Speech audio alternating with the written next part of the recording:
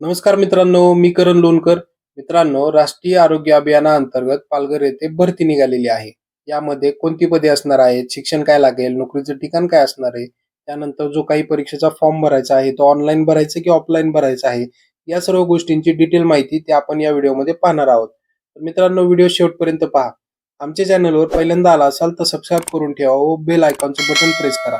तसेच आमच्या डिस्क्रिप्शन बॉक्समध्ये टेलिग्राम आणि व्हॉट्सअपची लिंक दिलेली आहे.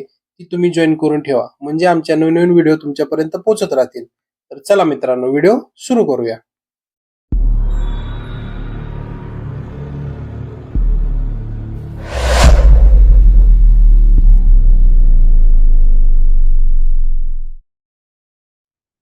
तर मित्रांनो, ही अशा पद्धतीची नॅशनल हेल्थ ऑर्गनायझेशनची NHMची जी माहिती आहे ती आपल्याला याच्यामध्ये दिलेली आहे.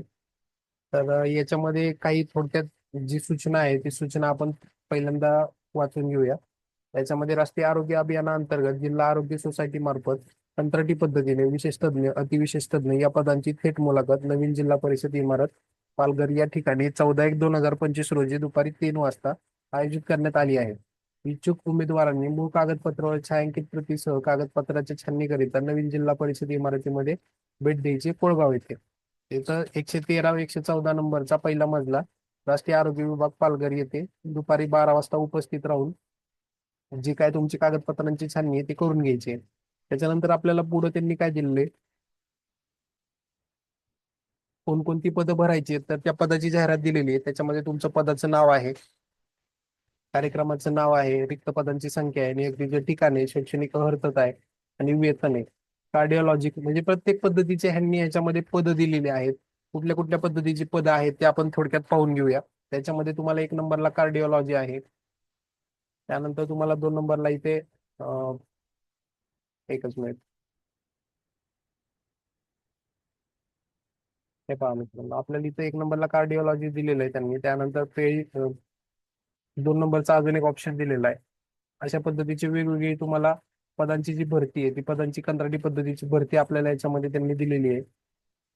त्याच्यानंतर सगळ्यात महत्वाचं म्हणजे अजून जर खाली आलो आपण तर इथं मुलाखतीच्या अटी व शर्ती दिलेल्या आहेत. त्याच्यामध्ये मुलाखतीच्या अटी व शर्तींमध्ये काही गोष्टी दिलेल्या आहेत त्या आपण थोडक्यात समजून घेऊया. तर मुलाखतीच्या अटी व शर्तींमध्ये आपल्याला तज्ञ विशेष तज्ञ ही पदे थेट मुलाखत घेऊन भरण्याकरिता खालील गुणांक पद्धतीने अवलंब करण्यात येणार आहे. त्याच्यामध्ये तुम्हाला नंबर 1ला आहे ते म्हणजे सब्जेक्ट नॉलेज. तुमचं जे काही सब्जेक्टचं नॉलेज आहे ते सब्जेक्टचं नॉलेज तुम्हाला ते चेक करणार आहेत. त्याच्यानंतर तुमचं रिसर्च अँड अकॅडमिक नॉलेज, त्यानंतर leadership quality, administrative ability, experience. Government एक्सपिरियन्ससाठी 2 मार्क आहे, 1 इयर एक्सपिरियन्ससाठी. प्रायव्हेट एक्सपिरियन्ससाठी 1 वर्षासाठी 1 मार्क त्यांनी दिलेला आहे. तर अशा पद्धतीचं त्यांचं जे मुलाखतीचे जे नियम आणि अटी आहेत त्या आहेत. अजून खाली काही गोष्टी त्यांनी दिलेल्या आहेत तर त्या गोष्टी पण आपण पाहूया. तर त्याच्यामध्ये 1 नंबरला त्यांनी सांगितलंय तज्ञ विशेष तज्ञ या पदाकरिता थेट मुलाखत 14/1/2025 रोजी दुपारी 3 वाजता पालघर यांच्या दालनात होणार असून उमेदवारांनी मूळ कागदपत्रासह नवीन जिल्हा परिषद इमारत कोळगाव येथे 113-114 नंबरचा जो पहिला मजला आहे तिथं तुम्हाला उपस्थित राहायचंय. त्याच्यानंतर तुम्हाला दुसरा मुद्दा काय त्यांनी दिलेला आहे तर तज्ञ विशेष तज्ञ या पदांची परिपूर्तता होईपर्यंत प्रत्येक महिन्याच्या दुसऱ्या व चौथ्या मंगळवारी थेट मुलाखत घेण्यात येईल. म्हणजे जोपर्यंत पूर्णपणे तुमची परिपूर्तता होत नाहीये तोपर्यंत प्रत्येक महिन्याच्या दुसऱ्या आणि चौथ्या मंगळवारी तुमची मुलाखत होणार आहे. सदर दिवशी शासकीय सुट्टी असल्यास दुसऱ्या दिवशी मुलाखत घेण्यात येईल. म्हणजे काय आहे की समजा जर तुमचा मंगळवार आहे आणि त्या मंगळवारी जर कुठली सुट्टी आली असेल तर ती सुट्टी असल्या मंगळवारी असल्यानंतर तुमची जी मुलाखत आहे ती एकतर बुधवारी होईल. अशा पद्धतीचं याच्यामध्ये सांगण्यात आले. अजून काय सांगितलंय, सदर पदे राज्य शासनाची नियमित पदे नसून निव्वळ कंत्राटी स्वरूपाची पदे आहेत. म्हणजे ही जी पदं आहेत ती कॉन्ट्रॅक्ट बेसिसवरती भरणारी पदं आहेत. पण मित्रांनो, तसं विचार केला तर स्टायपेंड म्हणजे पेमेंट जे आहे ते खूप चांगल्या पद्धतीचं आहे.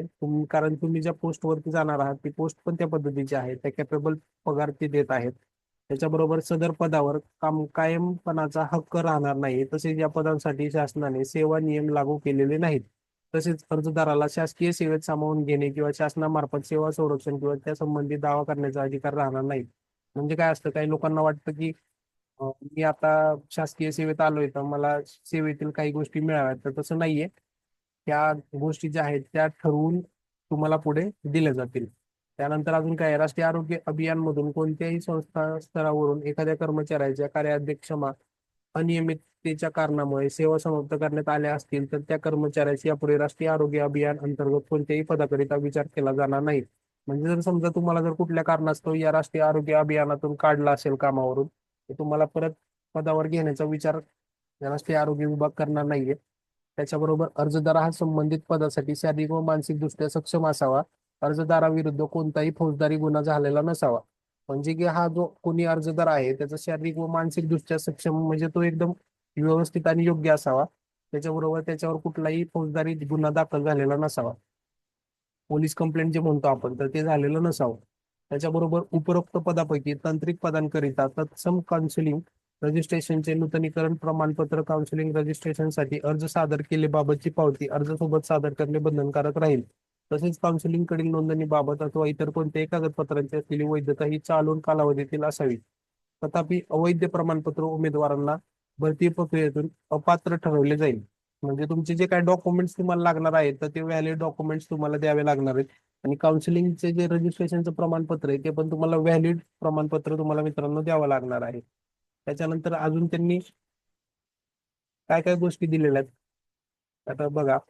निवड प्रक्रिया झालेल्या उमेदवारांना करारपत्रातील अटी मान्य असल्यास 100 रुपये स्टॅम्प पेपर बॉन्डवरती करारनामा पदावर रुजू होताना सादर करावा लागेल. म्हणजे तुम्हाला एक 100 रुपयाच्या स्टॅम्प पेपरवरती बॉन्ड लिहून द्यायचा आहे त्यांना.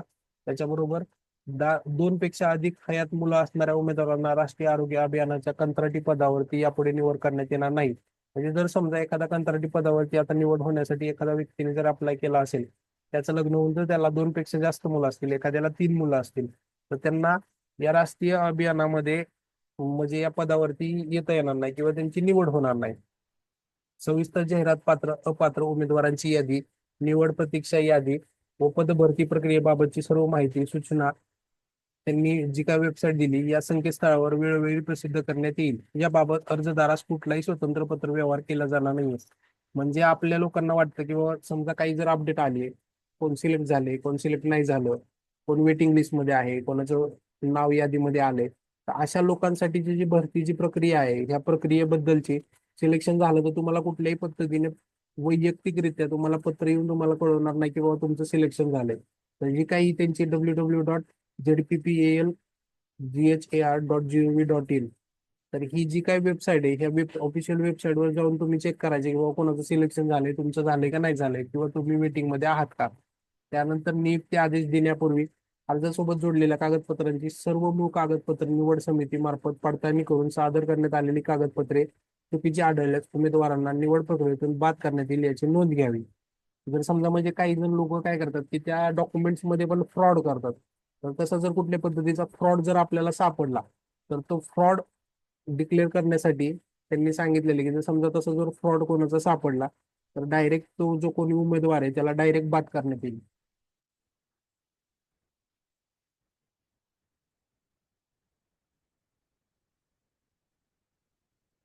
तर इथं काही अजून सूचना दिलेल्या आहेत. त्या सूचनांमध्ये काय आहे की सर्व पदांकरिता सामान्य सूचना आहेत त्या खालीलप्रमाणे आवश्यक असलेले मूळ कागदपत्रांच्या साक्षांकित केलेल्या छायांकित प्रती अर्जाच्या सोबत जोडाव्यात. साक्षांकित म्हणजे त्याला आपण ट्रू कॉपी म्हणतो. शैक्षणिक अर्हते बाबतचे सर्व वर्षाचे प्रमाणपत्र गुणपत्रिका, जातीचे प्रमाणपत्र, जात वैधता प्रमाणपत्र, वयाचा पुरावा, शासकीय निमशासकीय संस्थांमध्ये केलेल्या कामाच्या अनुभवाचे प्रमाणपत्र, उमेदवाराच्या नावात बदल झालेला असल्यास शासनाचे राजपत्र, पासपोर्ट आकाराचा एक फोटो, आधार कार्ड, पॅन कार्ड इत्यादी आवश्यक कागदपत्रे. त्यानंतर त्यांनी काय सांगितले, आदिवासी बहु जिल्ह्यातील आरक्षणाची पदे भरण्यासाठी कार्यवाही करिता सुधारित सूचना प्राप्त नसलेल्या रिक्त पदांचे संवर्गनिहाय बिगरवारी दर्शविण्यात आलेली नाही. तथापि सर्व संवर्गातील इच्छुक उमेदवारांना अर्ज सादर करण्याचे आवाहन करण्यात येत आहे. बिंदू नामवालीबाबत सुधारित सूचना प्राप्त झाल्यानंतर त्याचे अधीन राहून नियुक्ती आधी निर्गमित करण्यात येतील याची नोंद घ्यावी. त्याच्यानंतर अजून त्यांनी आपल्याला पुढे अजून काय सांगितलेले आपण ते समजून घेऊया. तसेच पद या पदांच्या संख्येत आवश्यकतेनुसार बदल होऊ शकतात. याबाबतचे सर्व अधिकार अध्यक्ष, निवड समिती तथा मुख्य अधिकारी, जिल्हाधिकारी पालघर यांना राहतील. म्हणजे जे काय तुमचं सिलेक्शन आहे त्याच्याबद्दलची ही न्यूज होती. तर मित्रांनो अशा पद्धतीची महत्वाची अपडेट होती. माहिती महत्वपूर्ण वाटली असेल तर लाईक करायला विसरू नका. जय हिंद. जय महाराष्ट्र. धन्यवाद.